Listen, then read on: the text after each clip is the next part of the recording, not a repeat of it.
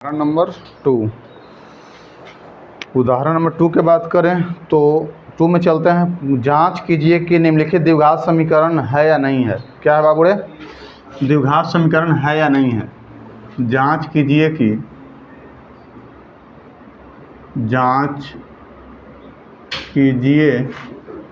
कि निम्नलिखित द्विघात समीकरण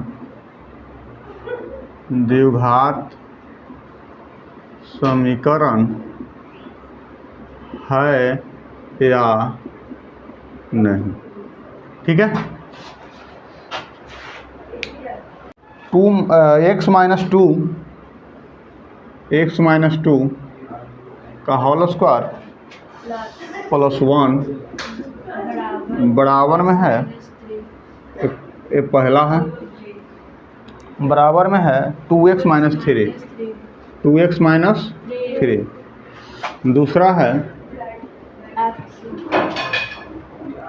x into x plus 1, x into x plus 1 और प्लस 8 बराबर में x plus 2 into x minus 2, x plus 2 into x minus 2। तीसरा उदाहरण है x into 2x plus 3, x into 2x plus 3 और बराबर में एक्स स्क्वायर प्लस 1। और चौथा उदाहरण है x प्लस 2 का होल क्यूब बराबर एक्स क्यू माइनस 4। यही है ना। अब देखिए, बात को समझिएगा। इसको सोल्व करने का, इसको सोल्व कुछ करना है ना, इसको मेनली जांच करना है। क्या करना है? जांच करना है। जांच क्या करना है कि नीचे जो दिया गया है वो द्विघात समीकरण है या नहीं है। ये दोनों में से कोई एक होगा। या तो द्विघात समीकरण होगा या तो द्विघात समीकरण नहीं होगा। अगर होगा तो लिख देना है कि है, अगर नहीं होगा तो लिख देना नहीं है। लेकिन इसको सोल्व अभी नहीं करना। सोल्व करने का तरीका आगे बताएंगे। ठीक है। अभी सिर्फ जांच करना है, पहचानना है कि द्विघात है कि नहीं है। तो चलिए हम पहले से चलते हैं। हल x माइनस 2 का होल स्क्वायर है, यानी a प्लस बी का होल स्क्वायर हर कोई जानता है। a माइनस बी का होल स्क्वायर हर कोई जानते हैं। a माइनस बी का होल स्क्वायर क्या होता है? a स्क्वायर है यानी x का स्क्वायर प्लस b स्क्वायर यानी 2 का स्क्वायर और a square plus b square minus 2a के कहने का मतलब x अब b कहने का मतलब 2। कोई दिक्कत? और प्लस में तो 1 रहेगा ही, बराबर क्या है? 2x minus 3। कोई दिक्कत? अब देखिए, x स्क्वायर तो रहेगा ही, प्लस 2 का स्क्वायर कितना हो जाएगा? 4 हो जाएगा और माइनस 2 इंटू 2 4 इंटू एक्स यानी 4x हो जाएगा। कोई दिक्कत? और प्लस में 1 बराबर क्या हो जाएगा? 2x minus 3। कोई दिक्कत? नहीं। अब देखिए, इसको द्विघात समीकरण यानी x को पहले ए साइड लाते हैं। 2x ए साइड है तो यहाँ पे ला देते हैं। तो x स्क्वायर माइनस 4x और माइनस 2x। ठीक है। और उसके बाद हो गया 4 और 1 कितना हो जाएगा? 5 यानी प्लस 5 और माइनस 3 इक्वल टू नहीं कुछ बचा तो क्या हो गया? 0। कोई दिक्कत? अब देखो बाबूड़े, एक्स स्क्वायर माइनस 4x में से दोनों माइनस में ही है तो माइनस 4x और माइनस 2x कितना x हो जाएगा? Minus 6x। कोई दिक्कत है? और 5 जो है 5 है प्लस में और 3 है माइनस में, तो बाबूरे प्लस वाला हो जाएगा ना, यानी प्लस कितना हो जाएगा? 2 हो जाएगा। इक्वल टू कितना हो जाएगा? 0। कोई दिक्कत? अब देखना, हम बताए थे कि एक्स स्क्वायर हमेशा अगर किसी भी समीकरण का घात 2 हो, किसी समीकरण का घात 2 हो तो 2 होने पर ये जो समीकरण है कैसा समीकरण कहलाएगा? 2 घातीय समीकरण। इसी को बोलते हैं द्विघात समीकरण। इसको बोलते हैं ए। एक्स के साथ मल्टीप्लाई में क्या है? एक्स के साथ मल्टीप्लाई में क्या है, 1 है। इसके साथ सॉरी एक्स स्क्वायर के साथ मल्टीप्लाई में क्या है, 1 है। एक्स स्क्वायर के साथ मल्टीप्लाई में क्या है, -6 है। और सी के जगह पर क्या हो जाएगा, प्लस में, कोई दिक्कत। तो ये किसका मान हो गया, ए का, ए किसका हो गया, बी का, ए किसका हो गया, ये ए हो गया, ए बी हो गया, और किसका हो गया, सी हो गया। एक बात को समझना, ऐसे कंडीशन में ए का मान हम बताए थे, ए का मान कभी भी 0 नहीं होगा। बात समझे, 0 नहीं होगा तब तक जब तक कि वो द्विघात समीकरण बना रहेगा। जहाँ 0 हुआ द्विघात समीकरण खत्म। ठीक है, जैसे कहने का मतलब, बात को समझिएगा, अगर बाबूरे एक्स का वैल्यू हम 0 कर दें, 0 से मल्टीप्लाई कर दें, तो एक्स स्क्वायर भी तो 0 हो जाएगा ना। तो जब एक्स स्क्वायर ही 0 हो गया तो क्या द्विघात समीकरण रहा, नहीं रहा। इसीलिए ए स्क्वायर का वैल्यू, लेकिन अगर इसके अलावा सब 0 हो सकता है, बी भी 0 हो सकता है, सी भी 0 हो सकता है, लेकिन ए कभी भी 0 नहीं होगा। बात को समझें, द्विघात समीकरण में ए कभी भी 0 होगा, नहीं होगा। इसी को हम व्यापक रूप जब लिख रहे थे तो बताए थे कि बाबूरे a x square plus b x plus c बराबर 0 और a not equal to 0, a कभी भी 0 नहीं होगा। बात तो समझें। तो अब बताइए कि द्विघात समीकरण है या नहीं है, है ना।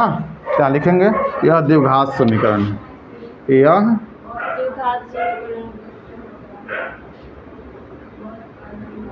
द्विघात समीकरण।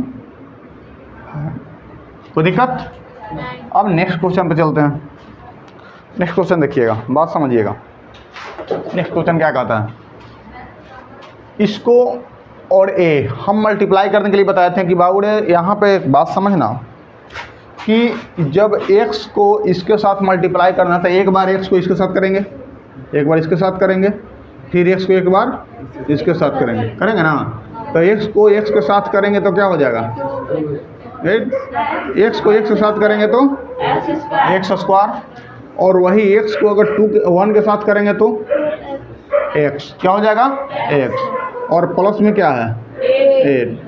अब यहाँ पे देखो, यहाँ पे भी वही काम करेंगे, एक बार x को इसके साथ करेंगे और एक बार x को किसके साथ करेंगे, 2 के साथ करेंगे, यानी 1 से दोनों का काम खत्म।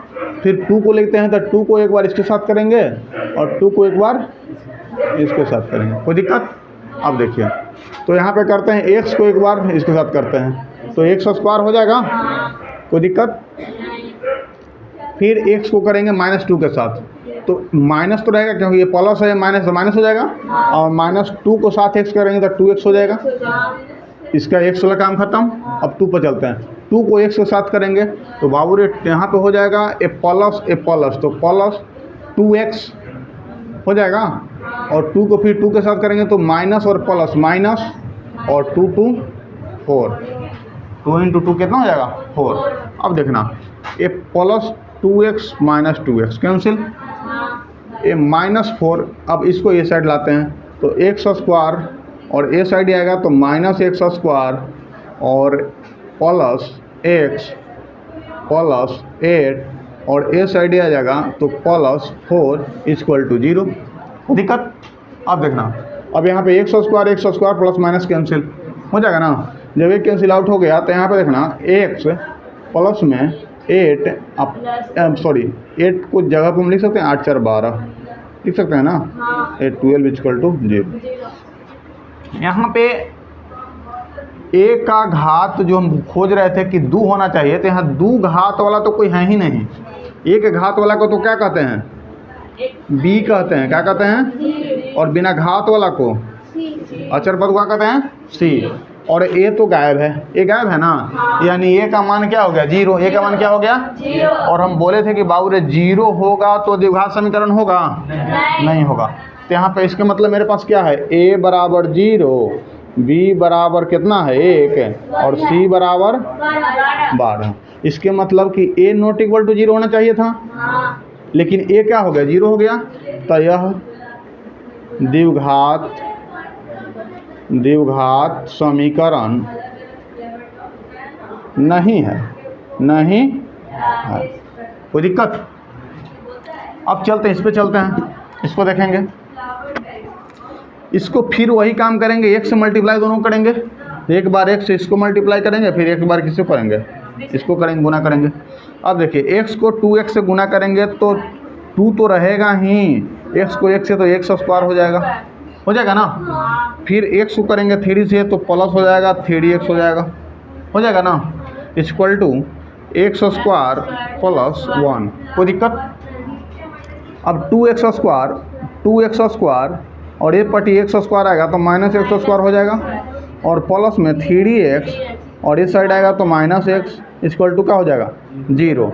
2 को x स्क्वायर में से 1 को x स्क्वायर घट जाएगा तो कितना बच जाएगा, 1 को x स्क्वायर बचेगा, 1 को x स्क्वायर बच गया। अब प्लस में 3x में से 1 को x घट जाएगा 3x में से, तो कितना x बच जाएगा, 2x बच जाएगा।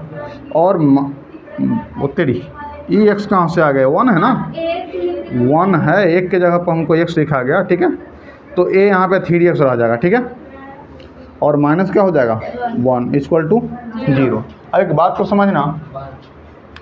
को समझना कि x square plus 3x minus 1 equal to 0, यानी कि x स्क्वायर यानी a का वैल्यू यहाँ पे क्या है, 1 है, नहीं कुछ है तो क्या है 1 है, सॉरी नहीं कुछ है तो 0 है। लेकिन जब भी x स्क्वायर पावर में है यानी मल्टीप्लाई शो नहीं हो रहा है, इसके मतलब कि 1 हर किसी के साथ क्या होता है, छिपा रहता है, ठीक है, हिडन रहता है। अब यहाँ पे देखना 3x यानी b का वैल्यू क्या हो जाएगा, और c का वैल्यू -1 ना। इसके मतलब कि a जो है a नॉट इक्वल टू 0, एक 0 नहीं है। जब a 0 नहीं है तो a बताओ, यहाँ पे a 0 है ना, a 0 है यहाँ पे, ठीक है। अब a जब 0 नहीं है, इसके मतलब कि यह क्या है, द्विघात समीकरण,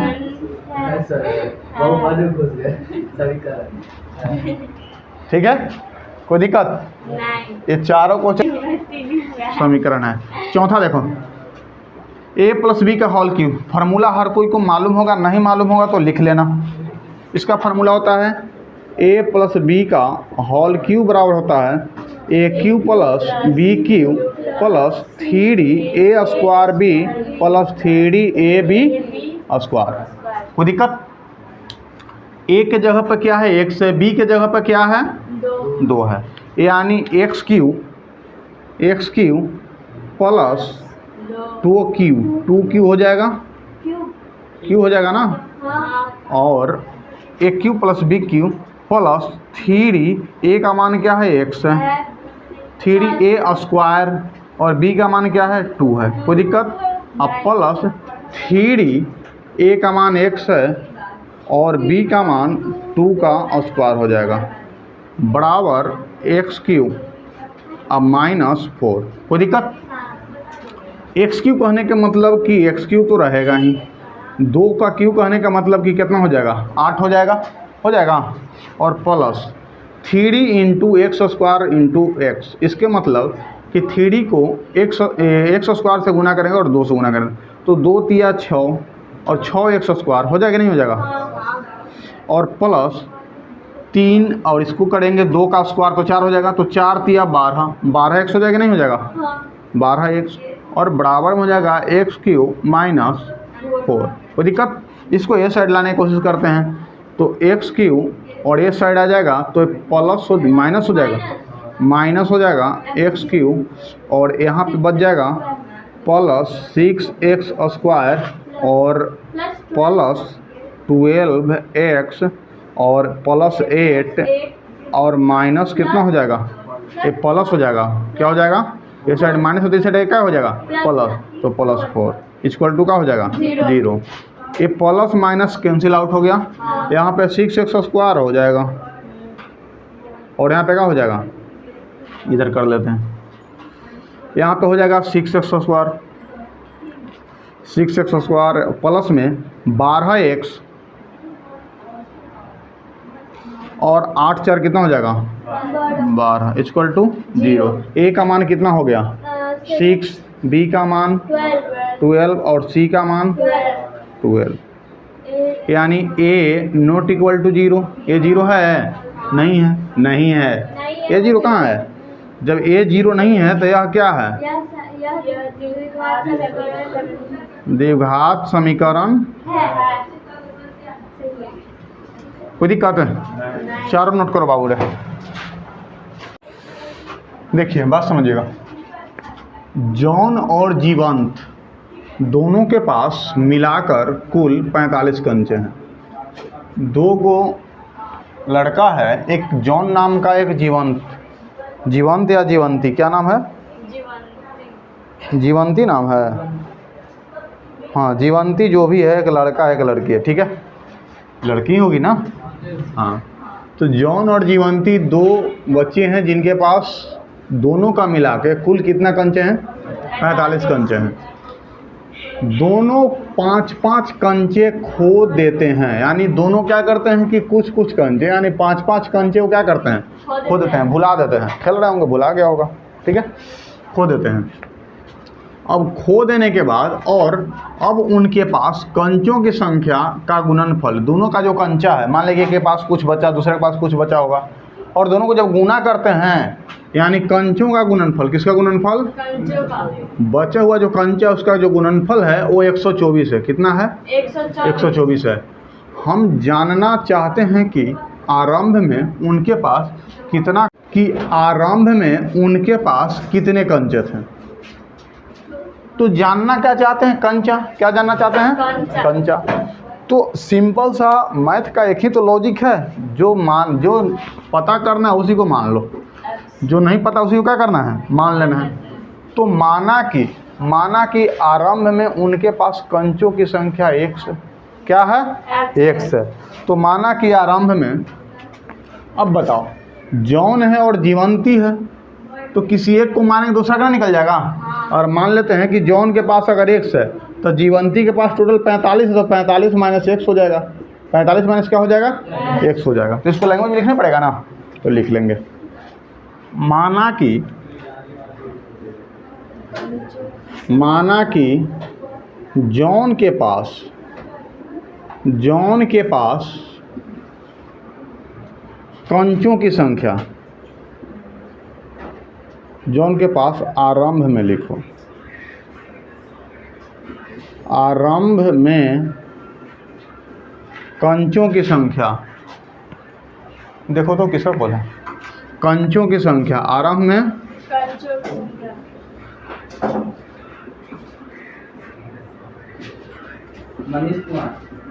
दोनों कंचों की संख्या क्या मान ली है? x। कोई दिक्कत?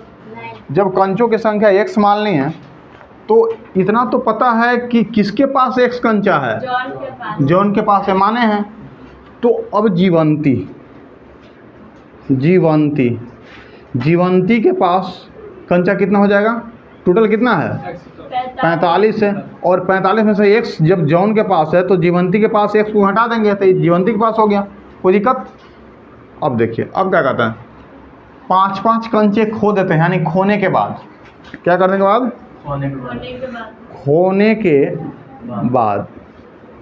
खोने के बाद जॉन के पास और जीवंती के पास, ठीक है।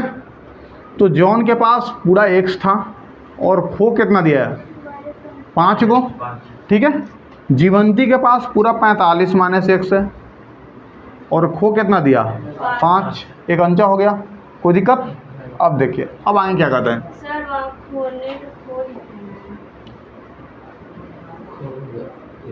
खोने के बाद, ठीक है, हो गया। अब कोई दिक्कत? हाँ, खोने के बाद हो गया ना। अब उसके बाद कहता है कि इसका जो गुणनफल है, कंचों का जो गुणनफल है वो कितना है? 124 है। कितना है? 124 है। यानी कहने के मतलब कि जॉन के पास जो कंचा है x माइनस 5 है और जीवंती के पास जो कंचा है वो 40 माइनस x कर सकते हैं। 45 में 5 जाएगा तो 40, यानी 40 माइनस x। और ये दोनों का जो गुणनफल है, ये दोनों का क्या है? गुणनफल है, वो कितना है? 124। कोई दिक्कत नहीं। अब इसको सोल्व कर देते हैं। सोल्व करने का तरीका बताए थे। तरीका क्या बताया था सोल्व करने का? कि बाबू रे x को पहले इसको मल्टीप्लाई करो, फिर x से इसको मल्टीप्लाई करो, फिर 5 से इसको मल्टीप्लाई करो, फिर 5 से इसको मल्टीप्लाई करो। ये था ना। अब देखो x से जब 40 को मल्टीप्लाई करेंगे तो कितना हो जाएगा? 40x हो जाएगा, 40x। उसके बाद फिर x से x को मल्टीप्लाई करेंगे तो माइनस हो जाएगा, क्योंकि ये प्लस है, माइनस माइनस x स्क्वायर, कोई दिक्कत। फिर 5 से चलते हैं तो 5 को इससे मल्टीप्लाई करें तो माइनस प्लस माइनस हो जाएगा, 4 5 20 यानी 200 हो जाएगा। फिर 5 को अगर इससे मल्टीप्लाई करते हैं तो माइनस माइनस प्लस हो जाएगा और 5x हो जाएगा, बराबर कितना हो जाएगा? 124। कोई दिक्कत? फिर चलते हैं तो माइनस x स्क्वायर हो जाएगा, पहले ही सजा देते हैं। 40x 5x तो कितना हो जाएगा? 45x और माइनस 200 और ये पटिया जाए तो माइनस 124 बराबर 0। यहाँ पर a का मान क्या है? सॉरी, अभी एक का स्टेप और थोड़ा बढ़ जाते हैं। Minus x square plus 45x और माइनस ए भी माइनस, तो 200 124 तो 324 बराबर 0। कोई दिक्कत? अब यहाँ बताओ a बराबर क्या है? a बराबर -1 है, b बराबर क्या है? 45 है और c बराबर क्या है? -324। हम बताए थे बाबू रे, यहाँ क्वेश्चन क्या कहता है? निम्नलिखित स्थितियों को गणितीय रूप में व्यक्त कीजिए। गणितीय रूप में व्यक्त करना है, सोल्व नहीं करना है। बात को समझे? सिर्फ व्यक्त करके छोड़ देना है। तो ये बताओ, जब इतना a b c का मान हो गया, यानी a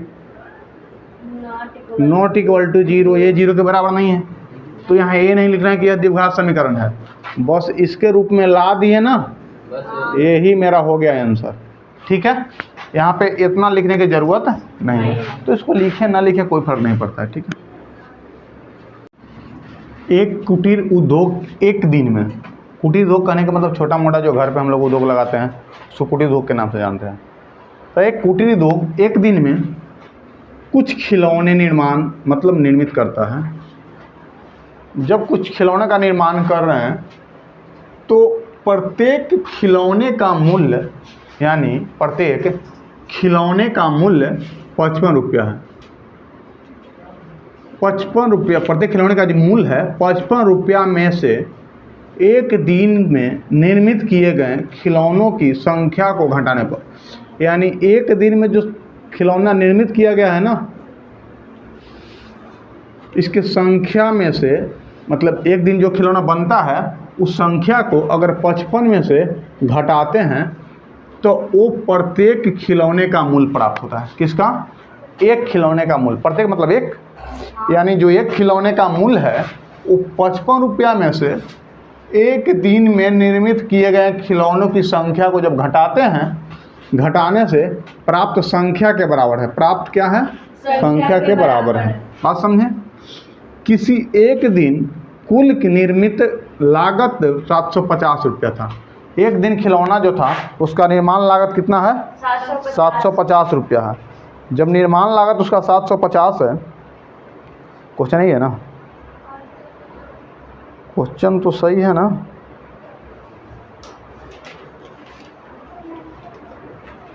सही है। तो 750 रुपया है। हम उस दिन निर्मित किए गए खिलौनों की संख्या ज्ञात करना चाहते हैं। मेनली बात घूम फिर के आ रहा है खिलौने पे, खिलौना निर्माण क्या हो रहा है इस पे बात आ रहा है। तो जैसा ही ऐसा बात आए कि खिलौना निर्माण क्या हो रहा है, तो हम मान लेंगे कि खिलौना जो मेरा बन रहा है वो कितना बन रहा है? x बन रहा है। कितना बन रहा है? x बन रहा है, क्योंकि हर समय एक ही दिन का जिक्र किया गया है और यहाँ पे भी यही बात बोला गया है कि कुल निर्माण लागत 750 किस दिन का? एक दिन का। तो कहता है कि खिलौने की संख्या ज्ञात करें। तो खिलौनों की संख्या एक दिन में कितना बनता है पहले मान लेते हैं। तो माना कि खिलौनों की संख्या बराबर, माना कि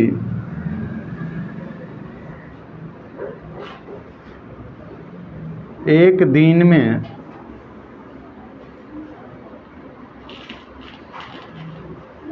निर्मित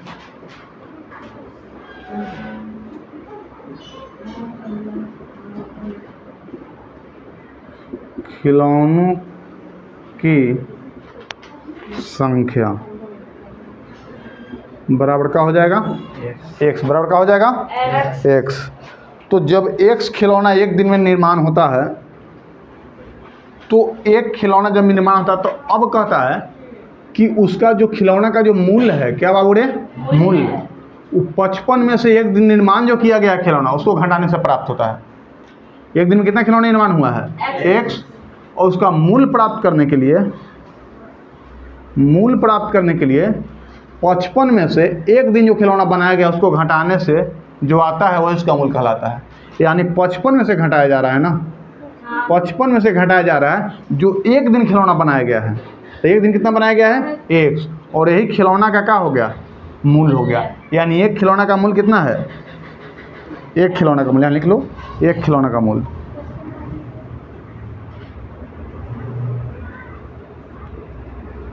ठीक है। एक खिलौना का मूल्य कितना है, 55 माइनस x। कोई दिक्कत। अब देखिए अब क्या कहता है, अब कहता है किसी एक दिन कुल निर्मित लागत 750 रुपये, यानी एक दिन जो खिलौना बना उसका टोटल लागत कितना पड़ा, 750। टोटल लागत कितना हुआ, 750 रुपया। यानी कहने का मतलब कि हमको ये खिलौना का मूल्य भी मालूम हो गया, एक खिलौना ही मालूम हो गया। तो ये बताओ, एक दिन में जितना खिलौना बना होगा उसके मूल्य से गुना कर देंगे तो नहीं आ जाए कि उस दिन का कितना मतलब खिलौना हम लोग बनाए, कितना मूल्य का खिलौना बनाए। तो पूरा मूल्य का कितना खिलौना बनाया है, 750। कितना मूल्य का खिलौना बनाया है, 750। और हम लोग के पास कुछ नहीं है, तो खिलौना की संख्या और एक खिलौना का मूल्य है। तो जितना खिलौना बना वो प्रत्येक संख्या से गुना कर देंगे तो टोटल का मूल्य आ जाएगा, नहीं आ जाएगा, आ जाएगा ना। तो यानी x खिलौना है और एक का मूल्य कितना है, 55 माइनस x, और एक मान लें x खिलौना बना और एक का मूल्य है 55 माइनस x, तो उस दिन जितना खिलौना बना उस सब का मूल्य कितना है, 750, है ना। यानी इसके बराबर ही हो जाएगा, क्योंकि एक दिन में 750 पे अगर कमाता है, एक खिलौना का मूल्य 55 माइनस x है, और x जो है बाबूरे एक खिलौना की संख्या है। बात को समझें। अगर मान लेते हैं कि तुम्हारे पास 20 खिलौना है, एक खिलौना का मूल्य 50 रुपया है, तो तू कितना रुपया खर्च कर खिलौना लिया, ये पता करने के लिए एक खिलौना का मूल्य से टोटल खिलौना की संख्या में क्या कर देंगे, गुना कर देंगे, तब पता लग जाएगा कितना रुपया खर्च हुआ। वही बात यहाँ कर रहे हैं। टोटल इसको खर्च पड़ा 750 रुपया, एक खिलौना का मूल्य है 55 माइनस x रुपया, टोटल खिलौना बनाया x, तो टोटल खिलौना गुने एक खिलौना का मूल्य बराबर टोटल रुपया। आएगा कि नहीं आ जाएगा। अब देखो इसको मल्टीप्लाई करेंगे तो हम बताए हैं, क्या बताए हैं कि इसको सिंपल क्या करना है कि x को एक बार इससे मल्टीप्लाई कर देना है, फिर एक बार इससे मल्टीप्लाई कर देना है, ठीक है। तो यहाँ पे कर देंगे, यहाँ पे कर दें, उधर कर देते हैं, हालांकि यहाँ पे हो जाएगा। एक से करेंगे तो 55x हो जाएगा, और एक से करेंगे तो माइनस x स्क्वायर हो जाएगा, नहीं हो जाएगा, बराबर 750। इस साइड आ जाएगा, तो इस साइड जैसे ही आएगा तो ये हो जाएगा x square minus x square और प्लस 55x और माइनस में 750 बराबर 0। और हमको कुछ नहीं करना है, बस उसके गणितीय रूप में व्यक्त करके छोड़ देना है, बनाना नहीं है। बात को समझें, यही मेरा क्या हो जाएगा, आंसर हो जाएगा। कोई दिक्कत।